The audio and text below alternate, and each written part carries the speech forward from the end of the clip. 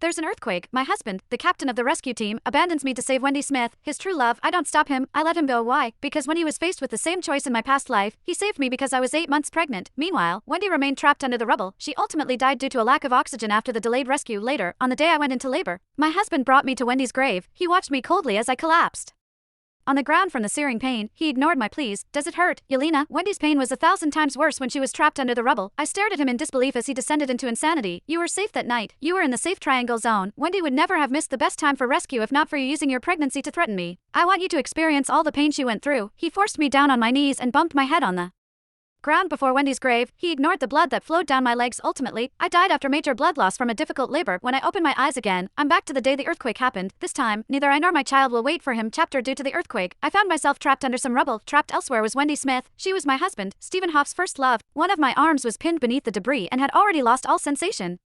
Worse yet, I could feel a faint ache in my abdomen. The footsteps of the rescue team could be heard approaching. Just like in my previous life, I heard the voice of my husband's colleague, Ruben Landolf. Stephen, your wife's GPS signal is coming from here. The rubble above me was removed, and the beam from a flashlight shined on my face. I caught sight of Ruben's ecstatic face. Yelena, don't worry, we're going to get you out right away. Yet, my husband looked distracted.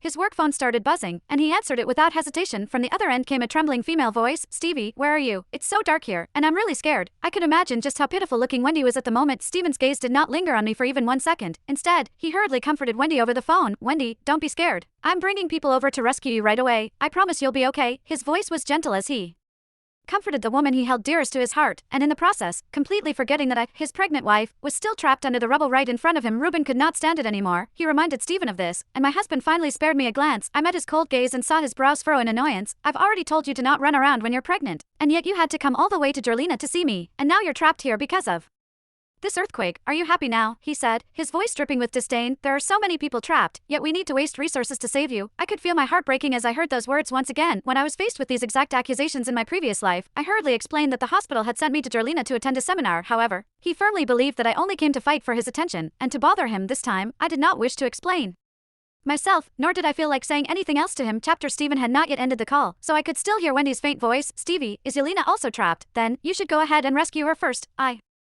I can wait. Stephen's brows furrowed even deeper. He turned away from me, and instead, asked Wendy how she was doing. She started sobbing. I'm in a department store at the city center. It's pitch black here, and I think my arm is pinned down. Stevie, it really hurts. Am I going to die here? Stevie, I'm really scared. I don't want to leave you when I haven't spent enough time with you. Stephen's eyes immediately turned red-rimmed as he heard her heartfelt confession. You won't. Wendy, I won't let anything happen to you. I'm going over to rescue you right now. With that, he abandoned me and led the team over to save Wendy. Ruben was still worried about me, so he stood in Stephen's way.